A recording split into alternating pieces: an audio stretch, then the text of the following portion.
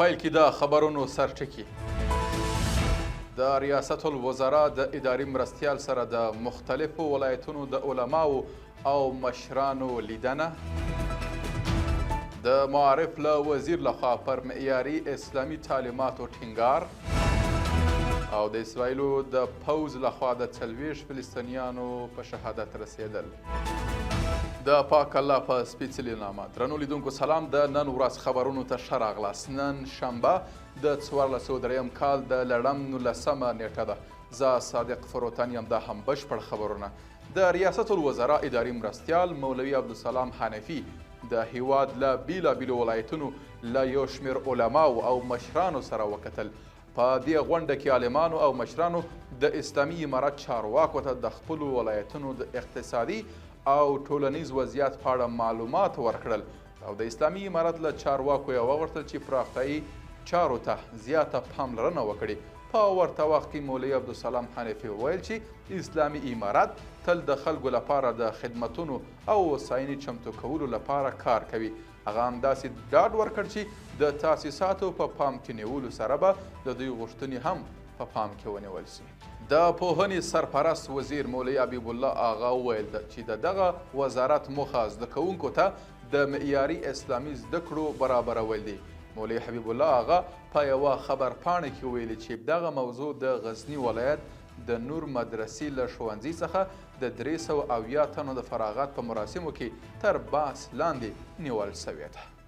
په یو بل خبر کې د لښکرګاه ښاروالي پلاوي د تېرې اونۍ په اوږدو کې د دغه ولایت په یو شمېر ولسوالیو کې 155 جریبه دولتي ځمکه بیرته ترلاسه کړې ده. د هلمند د کرنې د ریاست یوه چارواکي وویل چې دغه ځمکه په واشیر، خانشین، باغران او ناوی ولسوالیو کې موقعیت لري. بل خبر د پنجشیر څخه. د پنجشیر په ولسوالۍ کې د اوبو لګولو د کانال د جوړولو کار پیل شوی دی. دغه پروژه به د اوبو او انرژي وزارت له پراختیایي بودیجې څخه د 2.8 میلیونه افغانیو په لګښت پلی سي. د دې کانال په جوړولو سره د سلګونو جریبه ځمکو لپاره د اوبو لګولو ځمکې چمتو کیږي.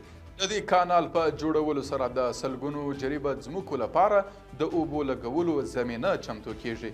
د پنجشیر په آبشار ولسوالۍ کې بزګرانو د اسلامي امارت د دې اقدام هرکلی وکړ او دا یې د هغوی په کرنه کې یو پرمختګ وباله.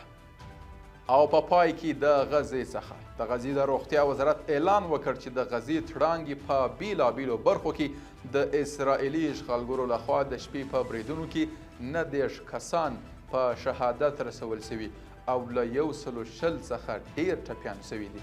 دا په داسې حال کې ده چې د ملګرو ملتونو د بشري حقونو ادارې په یوه تازه راپور کې ویلي چې په غزه کې د اسرائیلو د جګړې 80% قربانیان ښځې او ماشومان دي. په راپور کې د صهیونیست رژیم جرمونه د نړیوال بشري قانون له اساسي اصولو څخه په سیستماتیک ډول سرغړونه بلل سوې ده. قدرمنو لیدونکو، تاسو کولی شئ د عروج بیلابیلې خپرونې په ځانګړې توګه مستندونه د دې ادارې د سوشل میډیا له طریقه وګورئ. تر بیا ښه وخت او ښې چارې.